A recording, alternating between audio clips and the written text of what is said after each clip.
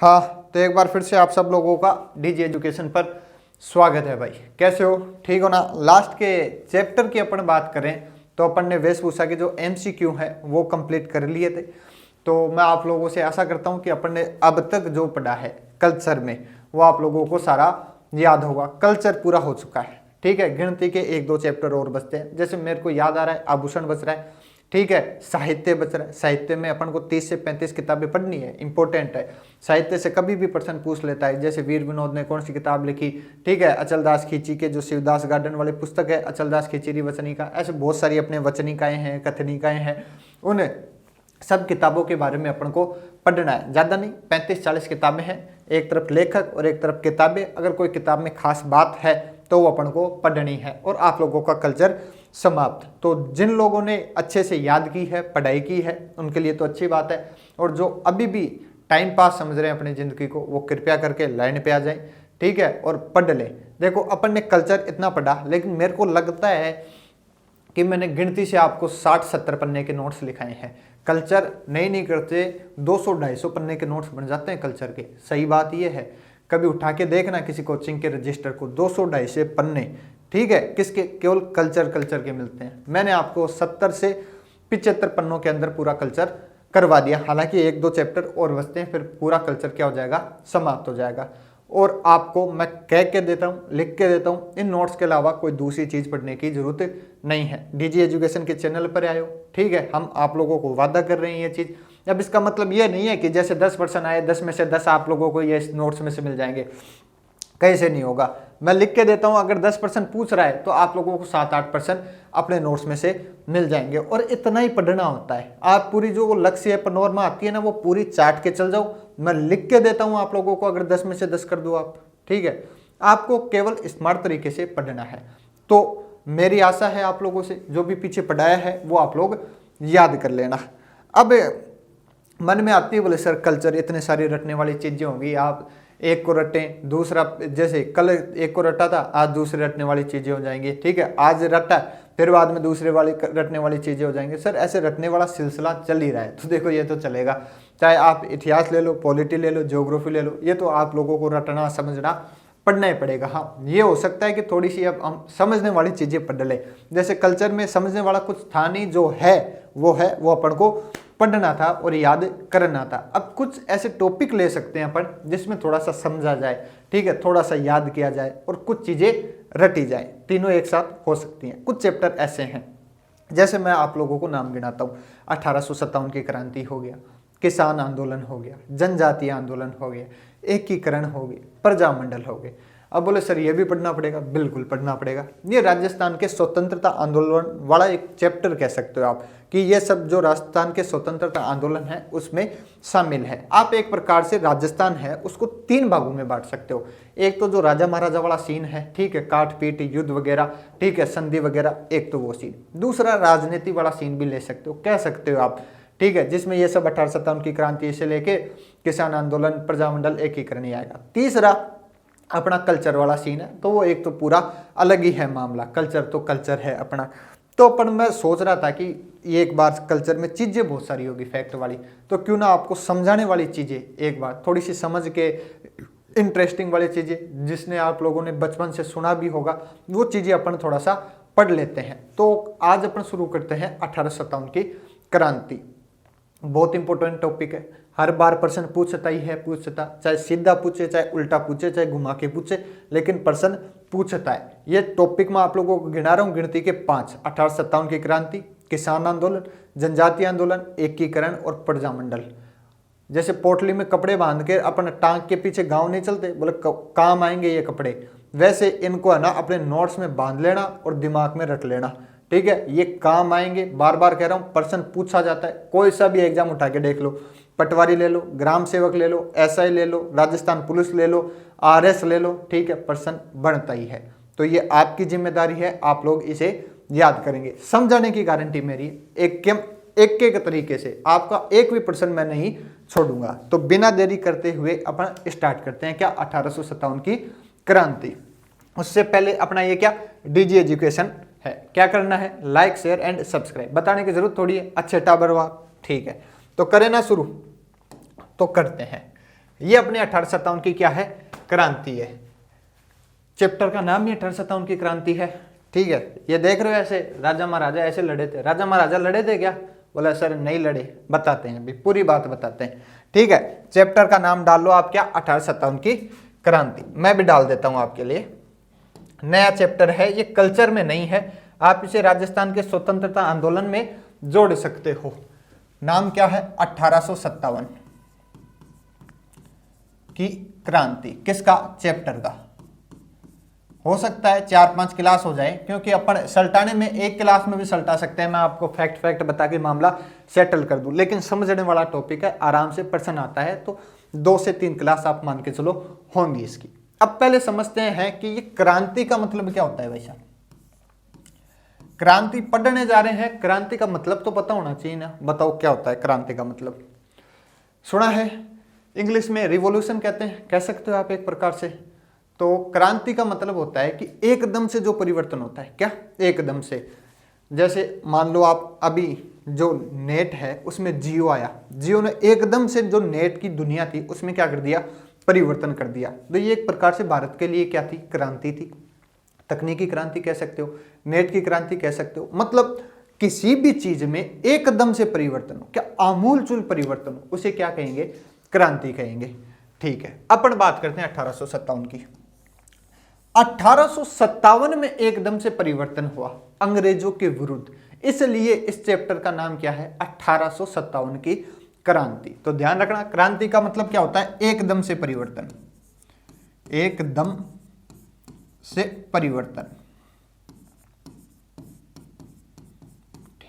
एक तो धीरे धीरे परिवर्तन होता है, रेंगता रेंगता रेंगता, और एकदम से होता है कि सुबह उठा शाम को बदल गया मामला।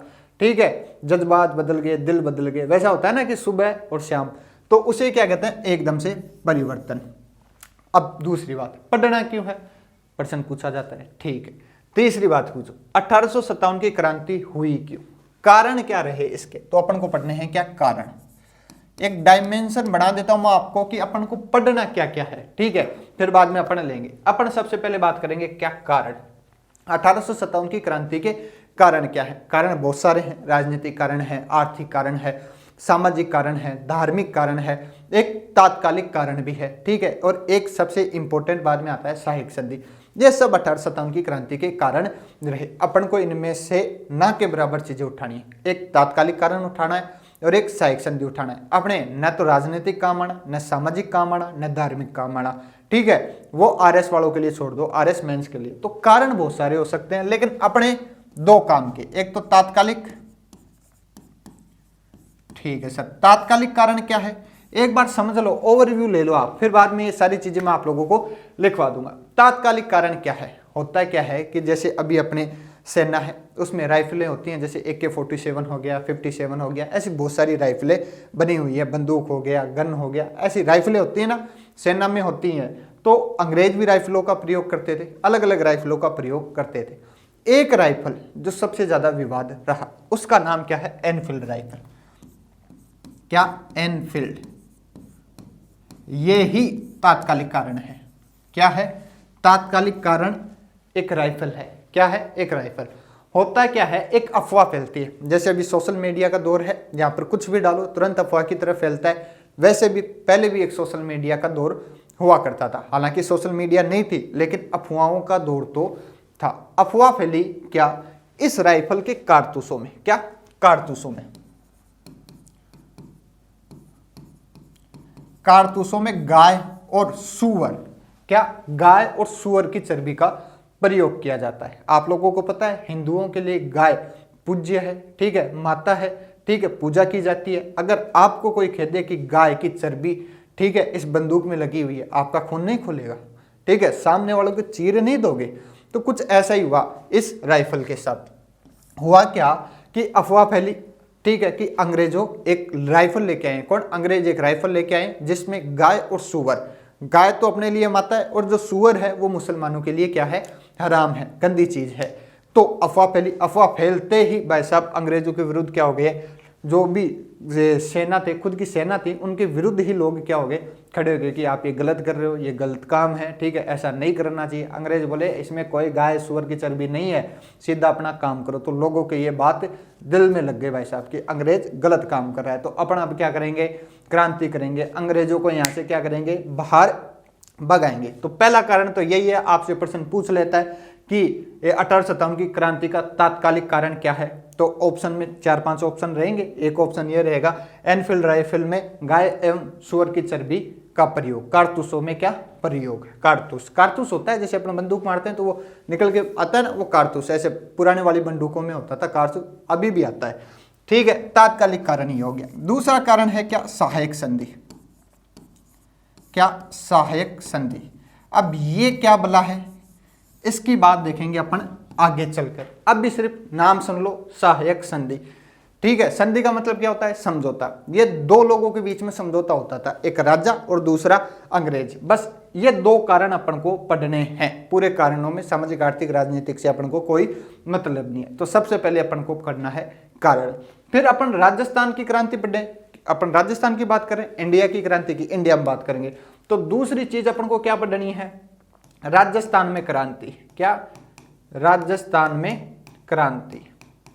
पहला 1857 की क्रांति के कारण, और फिर राजस्थान में कैसे कैसे क्रांति ने अपने पैर जमाए, ठीक है। राजस्थान में उस समय 6 सैनिक छावनियां थी। कितनी थी, 6 सैनिक छावनियां। मतलब जैसे सैनिक होते हैं ना, जहां पर रहते हैं, जहां पर वो अपना डेरा डालते हैं, उसे क्या कहते हैं, सैनिक छावनियां। अभी भी अपने यहाँ जो भारतीय सेना है उनकी छावनियां बनी हुई है। वैसे ही अंग्रेजों की राजस्थान में कितनी छावनियां थी, 6। इनमें यहां पर क्या होता है, विद्रोह होता है। विद्रोह के कारण अपन बात करेंगे, तब आप लोग समझ जाओगे कि राजस्थान में विद्रोह कैसे कैसे हुआ। धीरे धीरे लाइन लाइन से चलेंगे, फिर विद्रोह हो जाएगा। मेन तो यही है, यहां से प्रश्न बढ़ना है, ठीक है। 6 क्रांति, इनमें क्या क्या हुआ, किसने विद्रोह किया, ठीक है। उस समय वहां का राजा कौन था, उस समय वहां का पीए कौन था, पॉलिटिकल एजेंट, ठीक है। राजा महाराजाओं ने साथ दिया कि नहीं दिया, मेन तो यही चीज है। फिर बाद में अपन ऊपर ऊपर से देखेंगे क्या प्रभाव। 1857 की क्रांति की असफलता के कारण लिख लो पहले, असफलता के कारण अपन देखेंगे क्या कारण, कि अपन असफल क्यों हुए। हालांकि तुमसे यह प्रश्न कभी नहीं पूछा जाएगा कि तुम असफल क्यों हुए, लेकिन एक समझने के लिए, ठीक है, ताकि दिमाग में लंबे समय तक बना रहे। असफलता के कारण देख लेंगे, फिर अपन देख लेंगे असफलता की प्रभाव क्या पड़ी, ठीक है, कि प्रभाव 1857 की क्रांति हुई होने के बाद में राजस्थान में क्या क्या हुआ, ये चीजें अपन देखेंगे। तो बस अपन को इतना ही चीजें पढ़नी है, और लिखना चाहो तो लास्ट में लिख सकते हो कुछ फैक्ट। अपन क्या बात करेंगे, कुछ फैक्ट की बात करेंगे। मतलब ये 1857 की क्रांति के समय मुगल बादशाह कौन था, ठीक है, और इस क्रांति का प्रतीक चिन्ह क्या था, रोटी कमल का फूल है। तो ये सारी अपन को क्या करनी है, फैक्ट के रूप में बातें करनी है। ज्यादा से ज्यादा 1 पॉइंट, 2 पॉइंट, और 3 और 4 5 पॉइंट बनेंगे। कितने बनेंगे, 5 बनेंगे। अब इन 5 पॉइंटों में कौन कौन सी चीजें आपको याद करनी है, मैं सारी चीजें आप लोगों को बताऊंगा। करें ना स्टार्ट, तो करते हैं शुरू 1857 की क्रांति। तो कारण लिखो सबसे पहले, 1857 की क्रांति के कारण लिखाता जाता हूं। पहला कारण क्या है, मान लो राजनीतिक कारण। राजनीतिक कारण, पहले अंग्रेज क्या करते थे कि कोई भी राजा महाराजा है, उसके बेटा बेटी नहीं हो तो उसके राज्य को छीन लेते थे। बोले तेरे पास कोई तेरी संतान नहीं है, तेरी संतान नहीं है तो तेरा राज्य कौन संभालेगा। अब तेरा राज्य कोई संभालने वाला नहीं है तो पीछे से अंग्रेज कहता भाई मैं हूं, तेरा राज्य मैं संभालूंगा, आज से जैसे तू मरेगा तेरा राज्य मेरे नाम। तो ये राजनीतिक कारण, और भी बहुत सारे राजनीतिक कारण है। अंग्रेज है ना बीच बीच में राजाओं के टीच करते थे, ठीक है, सामंत हैं उनको कुछ समझते ही नहीं थे। तो बहुत सारे, अपना काम का चीज नहीं है, लिखाने को लिखा रहा हूं ताकि याद रहे। राजनीतिक कारण हो गया। दूसरा सामाजिक कारण ले लो। सामाजिक कारण की मैं बात करूं, क्या हो सकता है सामाजिक कारण, ठीक है, ये किसानों को परेशान करते थे बेचारे अंग्रेज, ठीक है, कर ज्यादा लगा देते थे, ठीक है, उनकी जो जमीनें हैं वो हड़प लेते थे। ऐसे बहुत सारे क्या है सामाजिक कारण भी ले सकते हो, आर्थिक कारण भी ले सकते हो। फिर बाद में आर्थिक कारण की मैं बात करूं तो ये राजा महाराजाओं से कर वसूलते थे, सामंतों को कहते थे भाई साहब तेरे को कर लाना ही पड़ेगा, कैसे ही लेके आ तू, मेरे को कोई मतलब नहीं है, अगर तूने कर नहीं दिया तो आज से तेरी सामंती गई, तेरी जागीरदारी गई। ऐसे बहुत सारे आर्थिक कारण भी है। अंग्रेजों की जो आर्थिक नीतियां थी इनके कारण हमारे जो लघु उद्योग हो गए, ठीक है, कुटीर उद्योग हो गए, ये नष्ट हो गए थे, ठीक है।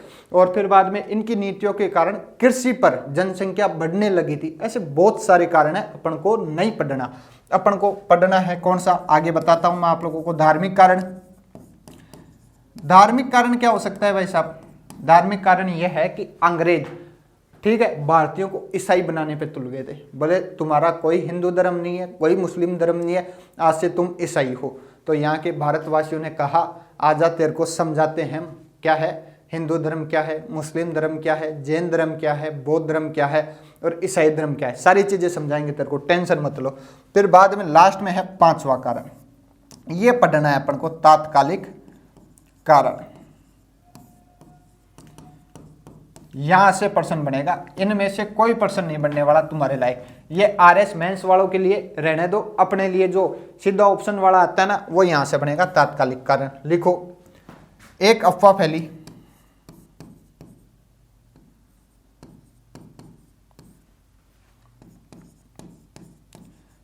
कि एनफील्ड राइफल में, एनफील्ड राइफल के कारतूसों में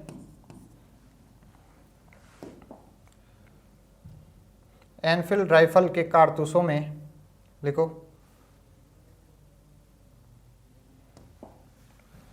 राइफल के कारतूसों में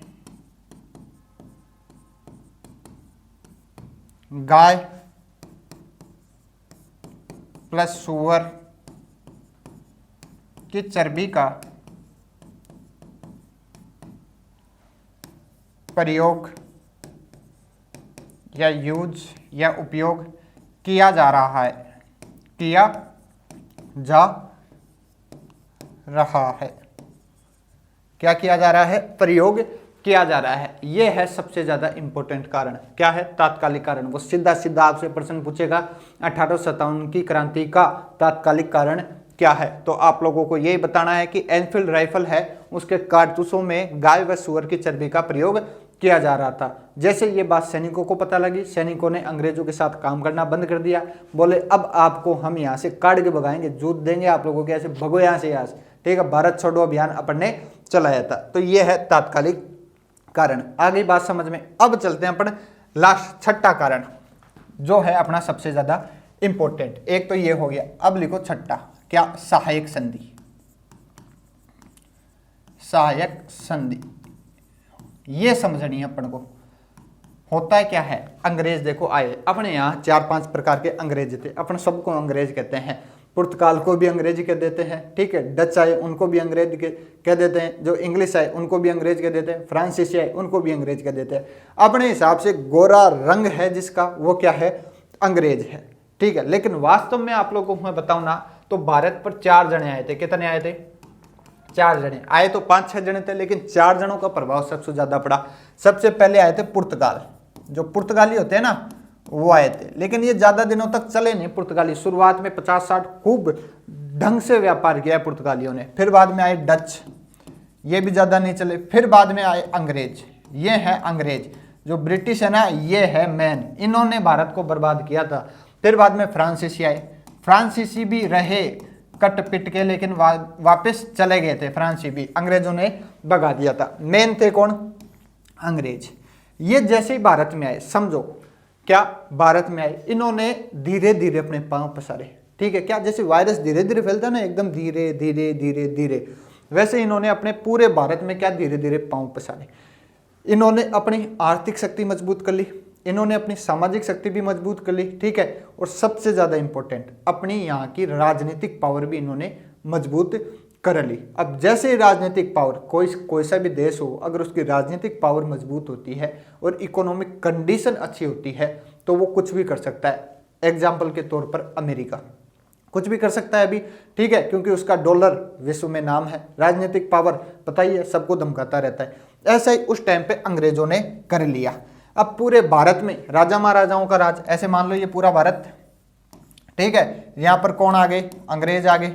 और अंग्रेजों के टाइम पर यहाँ पर कौन राज करता था? राजा महाराजा, राजा महाराजा। तो अंग्रेजों ने कहा राजा महाराजाओं दिन गए आपके। क्या गए? दिन गए। अब देखो एक ही काम हो सकता है, या तो तुम है ना हमारे साथ काम करो, या फिर तुम काम ही मत करो, नौकर बन जाओ। राजा महाराजाओं ने कहा है यार हमारी पूर्वज यहाँ पर राज करके गई हैं और तुम कह रहे हो कि हम, ठीक है, हम राज करेंगे। तो फिर राजा और महाराजा अंग्रेजों ने मिलकर एक तरीका निकाला, और वो तरीका क्या है? सहायक संधि। क्या है? संधि। यानी इन्होंने समझौता कर लिया दिमाग से कि बोले काम वगैरह अंग्रेज तुम करो सारा, लेकिन गद्दी पर, क्या गद्दी पर हमें बैठा दो। कौन बोला? राजा। और अंग्रेज बोला ठीक है भाई साहब गद्दी पे तू बैठ जा, कोई मतलब नहीं है, हमें तो पैसा आना चाहिए, और जब हम कुछ कहें तेरे को, ठीक है, तो वो काम हो जाना चाहिए। ये क्या है? सहायक संधि। मतलब दोनों ने मिलजुल कर एक समझौता कर लिया। किसने? राजा महाराजाओं ने और अंग्रेजों ने। डीप में जाने की जरूरत नहीं है, एक समझौता है। कैसे हुआ? धीरे धीरे, ठीक है, समझ गए ना। अंग्रेज आए और आते ऐसे नहीं कहा कि राजा महाराजा उठ यहाँ से, तेरे को चनपट दूंगा मैं, भागे यहाँ से, ठीक है, अब से भारत मेरा, ऐसा नहीं। उन्होंने धीरे धीरे अपनी सामाजिक, राजनीतिक, आर्थिक सब कुछ मजबूत होके, ठीक है, और फिर कहा राजा महाराजा टाइम गया। तो फिर ये संधि हो जाती है। अपन को राजस्थान के हिसाब से बात करनी है। किसके हिसाब से? राजस्थान के हिसाब से। भारत में, पूरे भारत में संधि हुई थी, अपन को भारत से कोई मतलब नहीं है, अपन को मतलब है किससे? राजस्थान से। तो ये पूरा मैटर समझ में आ गया। सहायक संधि क्या है? एक समझौता अंग्रेजों और राजा महाराजाओं के बीच में कि प्रशासन कैसे चलेगा, कि प्रशासन कैसे चलेगा, काम कैसे होगा, ठीक है, सर्वोपरि कौन होगा, ये सब क्या है? सहायक संधि है। ठीक है, तो लिखो सहायक संधि राजस्थान के बारे में। सहायक संधि। अपन भारत के हिसाब से बात नहीं करेंगे, मैं पहले बता देता हूं, क्योंकि भारत के हिसाब से थोड़ा सा मैटर अलग हो जाता है। अपन राजस्थान का इतिहास पढ़ रहे हैं तो राजस्थान के हिसाब से देखेंगे। ये सारी चीजें मैं आप लोगों को इसलिए समझा रहा हूं ताकि लंबे समय तक चीजें बनी रहे। हालांकि ये चीजें कोई नहीं समझाता, ठीक है, वो सीधे फैक्ट लगाते हैं कि सहायक संधि सबसे पहले किसने की, ठीक है, अंतिम किसने की, बीच बीच में किसने की, मामला सेटल कर देते हैं वो। ठीक है, तो अपन को ये चीजें नहीं करना है। तो सहायक संधि, तो राजस्थान के राजाओं ने, क्या लिखो, राजस्थान के राजाओं ने सहायक संधि क्यों की? प्रश्न ये बनता है क्यों की, बताओ। राजस्थान के राजाओं ने सहायक संधि क्यों की? राजस्थान को चारों तरफ राज्य ही राज्य है भाई साहब, यहां पर क्यों की? तो देखो, पहली बात तो वही, अंग्रेज क्या हो गए? सर्वोपरि हो गए। दूसरे, यहाँ के राजा परेशान हो गए कि मराठों का आक्रमण हो रहा है, ये खुद ही आपस में लड़ते थे, उत्तराधिकारी संघर्ष हो गया, ठीक है, और यहाँ के जो सामंत होते थे वो भी बीच बीच में क्या होते थे? उछलते थे, मूंचते थे, बोले भाई साहब मैं राजा, तू राजा नहीं है, ठीक है। तो ऐसे बहुत सारे कारण रहे, तो लिख लो एक दो, कभी दिमाग में आ जाए तो लिख लो। मराठों के आक्रमण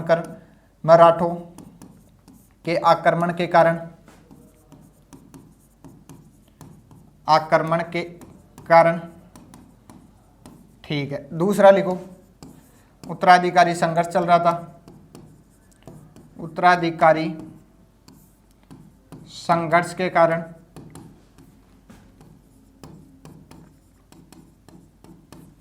तीसरा लिखो, सामंतों विद्रोह के कारण,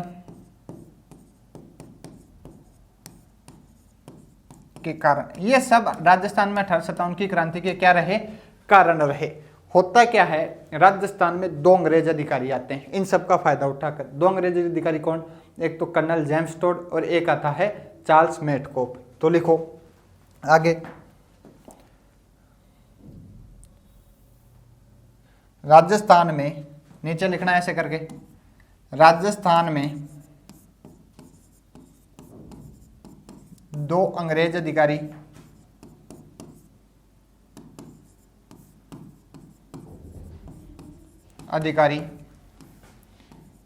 सहायक संधि करने आए थे। इनका नाम आप लोगों को याद रखना है, स्टार मार्क लगा लेना जितने लगा सकते हो आप, ठीक है। पहला तो कर्नल जेम्स टोड, कर्नल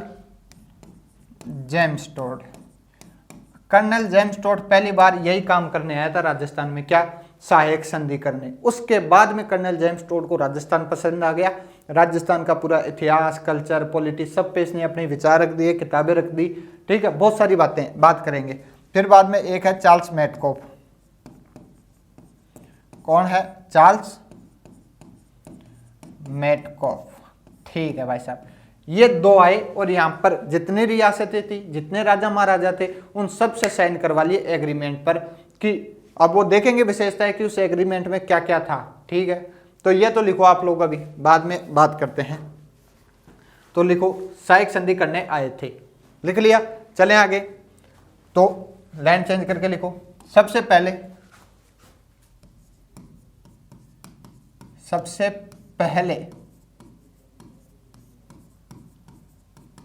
सहायक संधि की किसने की भाई साहब? सबसे पहले तो की से करौली, लिख लो, करौली ने की। कब की? 1817 में। सबसे पहले अपने यहां जो सहायक संधि हुई थी वो 1817 में हुई थी। और किस राजा ने की थी? करौली के राजा ने की थी। और उस राजा का नाम क्या है? राजा हरबख्शपाल। क्या है? राजा हरबख्शपाल। ठीक है, अब कुछ सोच रहे होंगे कि सर वो बात तो बताओ, इस एग्रीमेंट में क्या था? कुछ नहीं था, इतना ही था कि आज से सर्वोपरि अंग्रेज होंगे। ठीक है, और बस राजाओं को क्या बेनिफिट था? सब कुछ अंग्रेज करेंगे। राजाओं को ये बेनिफिट था कि आज से ये जो गद्दी है, जो तुम्हारे पूर्वज संभालते थे, ये भी तुम ही संभालोगे, बस हम तुमको हटाएंगे नहीं। इस एग्रीमेंट का मूल उद्देश्य यही था कि राजा नहीं हटेगा, वो अपनी गद्दी पर बैठेगा, लेकिन सारे काम अंग्रेज करेंगे, बस, और कुछ नहीं था। तो सबसे पहले किसने की? करौली ने, 1817 में, राजा हरबख्शपाल। ऐसे फिर धीरे धीरे उस समय की राजस्थान में, ठीक है, बहुत सारी रियासतें थी जिन्होंने क्या कर ली? सहायक संधि। कुछ के अपन एग्जाम्पल लिख लेते हैं। देखो, सबसे फिर बाद में कोटा ने भी 1817 में ही कर ली थी। और कोटा के राजा थे अपने राजा उमेद सिंह। राजा उमेद सिंह। फिर टोंक ने भी कर ली। ठीक है, टोंक ने 1818 में की थी। टोंक के बाद में आप लिख सकते हो मारवाड़ ने भी कर ली। कब की थी मारवाड़ ने भी 1818 में की थी। ठीक है, बीकानेर रहने दो आप, बीकानेर के बाद में आप सीधा आ जाओ लास्ट पर, सिरोही ने की थी 1823 में। ठीक है, कब की थी? 1823 में। इधर राजा हरबख्शपाल हो जाएगा, इधर राजा उमेद सिंह हो जाएगा। टोक में लिखो अमीर खां पिंडारी।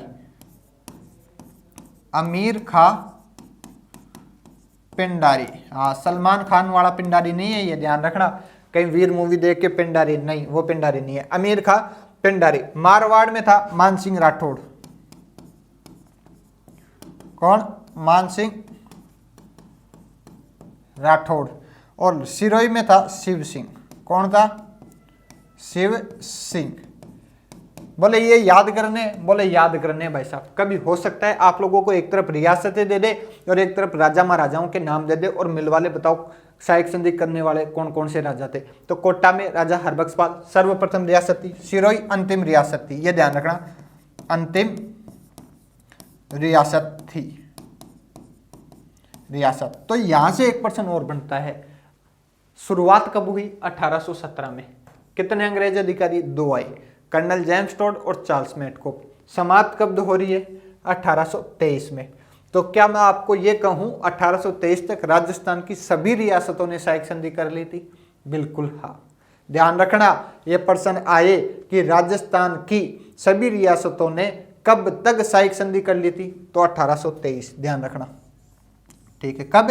1823 तक सहायक संधि का मामला सुपड़ा हो गया था। तो ये सब चीजें किसके बारे में है? सहायक संधि के बारे में है। अब संधि की विशेषताएं क्या है, अगर वो लिखना चाहो तो लिख लो 1-2 पॉइंट। तो लिखो विशेषता।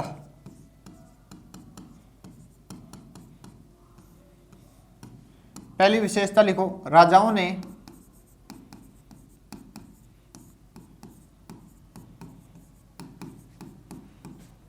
अंग्रेजों की सर्वोच्चता को स्वीकार कर लिया।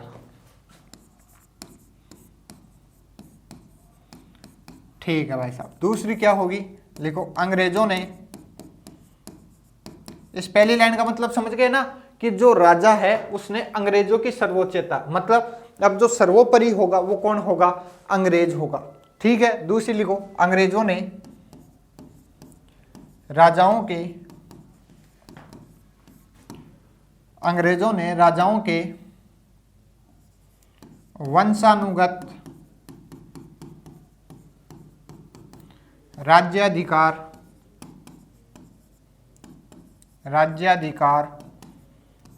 को स्वीकार कर लिया।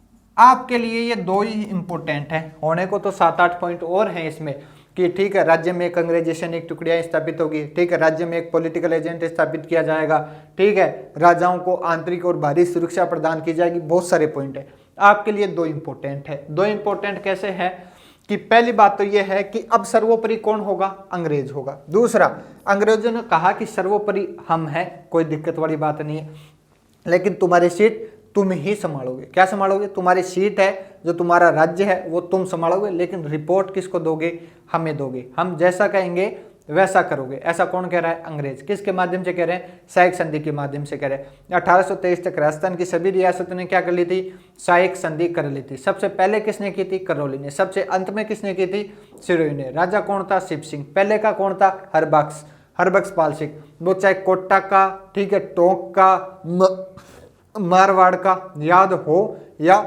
नहीं हो, वो दो तो आप लोगों को याद करनी है, पहली और अंतिम।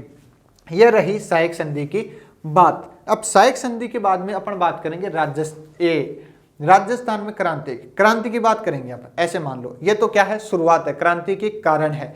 अब क्रांति शुरू कहां से होती है इसकी बात अपन करेंगे। इसकी बात अपन करेंगे कब, अगली क्लास में। जब तक के लिए आप ये याद करो। अगर यहां तक कोई समस्या आती है तो आप नीचे कमेंट बॉक्स में करना, अपन मैं आते ही सबसे पहले वो चीज समझा दूंगा आप लोगों को। और बाकी की बात अपन कब करेंगे, कल की क्लास में। ठीक है।